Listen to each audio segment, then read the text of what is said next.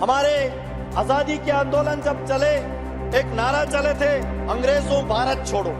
इसका मतलब अंग्रेज केवल देह नहीं बल्कि अंग्रेज आत्मा छोड़ देने का था। गोरे अंग्रेज तो चले गए, काले कानून छोड़ गए, हम भारतवासियों को उत्तराधिकारी में सौंप गए और उसी काले कानून के प्रक्रिया को कंटिन्यू रखने में कांग्रेस ने बड़ा योगदान दिया। इसलिए मुझे अंग्रेज और कांग्रेस में ज्यादा फर्क नजर नहीं आता। इस महत्वपूर्ण बिल पर बोलने के लिए जो मुझे अवसर दे रहा है, माननीय प्रधानमंत्री श्री नरेंद्र भाई मोदी जी ने 15 अगस्त के उस संबोधन में जो 5 प्राण का जिक्र किया था, उसमें से दूसरा प्रांत जो है इस देश और देश के लोगों के मानसिकता, गुलामी का नाम और निशाना मिटाना होगा और उससे मुक्ति पाना होगा, ये माननीय प्रधानमंत्री जी ने कहा था।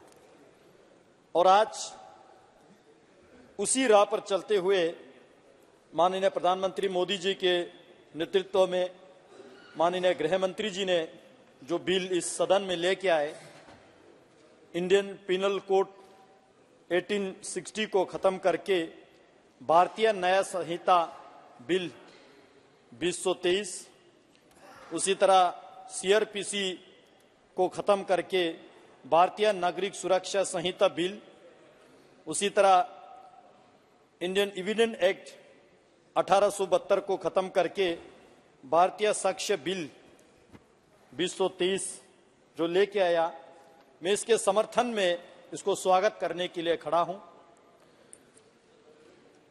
आजादी के लंबे वर्षों बाद 75 साल पूरा होने के बाद और आजादी से पहले 75 साल जो कानून चले, यानी कि 150 साल बाद जो है इस गुलामी मानसिकता कानून को रिफॉर्म करने जा रहा है और जिसके माध्यम से इस देश में जो कि पहले का कानून दंड पे निर्धारित था, उसको जस्टिस पे लेके आ रहा है। आज मैं उन शहीदों को याद करना चाहूंगा जिन्होंने इस देश को आजाद करने में जो अपना बलिदान दिया।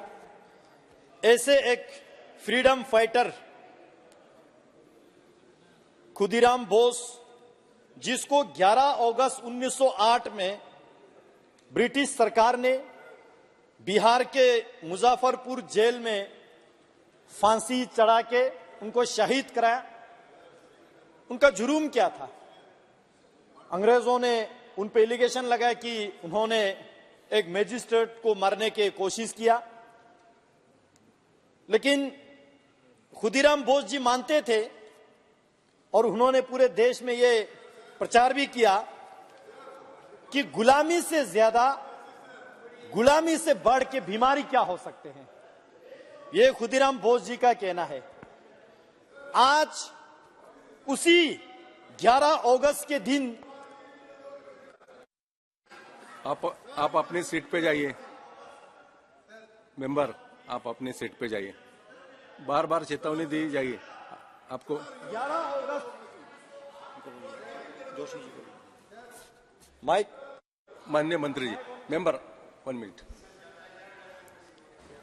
माननीय मंत्री जी,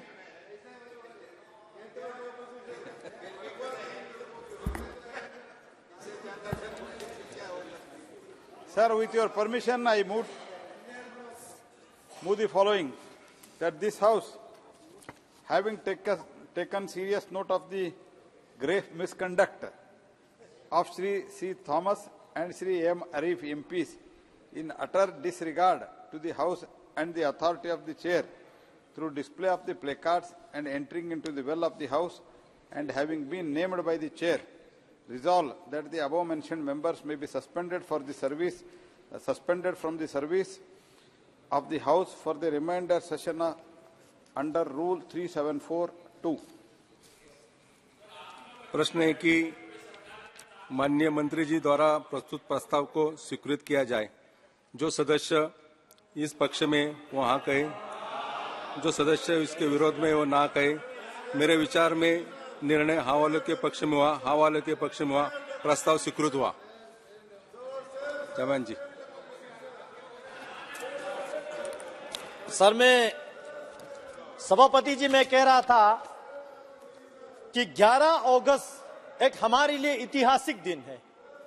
11 अगस्त 1908 को खुदीराम बोस जी, जो कि यंगेस्ट फ्रीडम फाइटर था इस देश का, जिसका शहीद बलिदान दिवस था, उसी बलिदान दिवस के दिन 11 अगस्त को माननीय गृह मंत्री जी ने इस कानून को इस सदन में लेके आए, जिससे अंग्रेजों के मेंटेलिटी को खत्म करने के लिए मैं इसका स्वागत करता हूं। सर, इस नए बिल के माध्यम से हमारे जितने भी जो criminal justice system of India है, इसका पूरे का पूरा एक ओवरहॉल हो जाएगा और ये ट्रांसपेरेंट हो जाएगा, स्पीडी जस्टिस सिस्टम हो जाएगा, इंटीग्रिटी ऑफ एविडेंस हो जाएगा, लोअर पेंडेंसी हो जाएगा। ऐसे महत्वपूर्ण बिल पे सभी माननीय संसदगण ने बोला, और इस बिल को जब पार्लियामेंट्री स्टैंडिंग कमेटी को रेफर किया गया तो मेरा सौभाग्य रहा मुझे उस कमेटी का मेंबर होने का, कि मुझे उस कमेटी के जरिए भी योगदान देने का काफी मौका मिला। सर, मैं बताना चाहता हूं, हम अमृत काल में है और इस अमृत काल में माननीय प्रधानमंत्री जी ने इंसाफ और न्याय का अमृत लाने का यह कृपा कर रहा है इस देश के प्रति। जो माननीय प्रधानमंत्री जी का जो विजन है, मोदी जी का जो सपना है, इस देश के हर एक नागरिक को, हर एक सिटीजन को जस्टिस मिले, चाहे वो किसी भी समाज के हो, किसी भी धर्म के हो, जो भी उसके पहचान हो।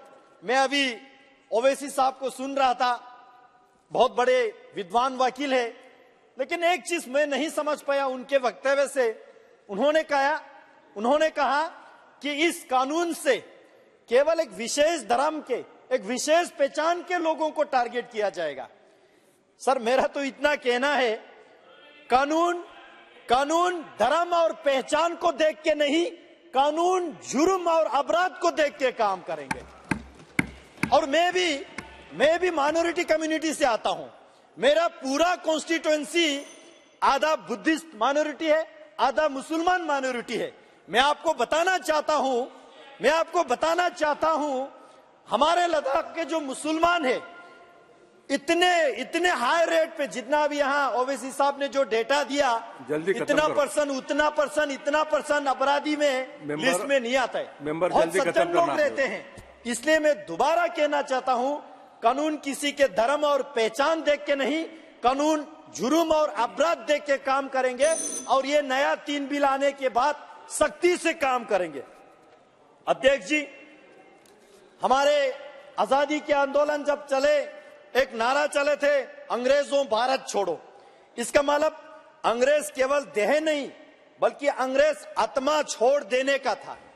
लेकिन गोरे अंग्रेज तो चले गए, काले कानून छोड़ गए।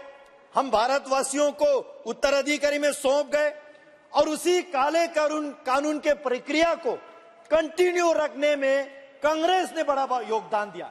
इसलिए मुझे अंग्रेज और कांग्रेस में ज्यादा फर्क नजर नहीं आता है।